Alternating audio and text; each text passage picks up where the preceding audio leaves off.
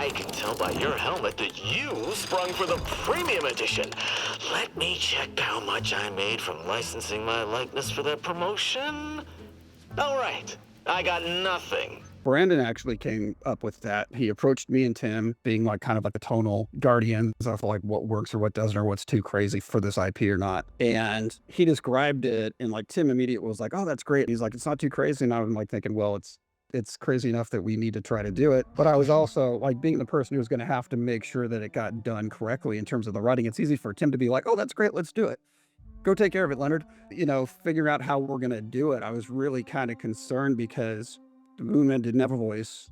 We really didn't know what his voice should be, but we were writing, kind of like little asides. We're like, "Oh, we're going to have the Moonman comment on this stuff." Crispin, who's one of our writers, was actually doing a lot of the writing on that with guidance from me. And Daniel Alpert, he's our art director, did a lot of the initial writing because he was, of course, in charge of the art development. And we kind of hit on this thing where it was like, oh, he's kind of pissed off. He's like upset that like he used to be like the mascot for the biggest company in the galaxy, and now he's kind of like second banana for what he considers an inferior corporation. So that was kind of like the key right there. We had done some writing before that, but like until we kind of like figured that out, is like that's where he's coming from. We were having a really tough time landing it.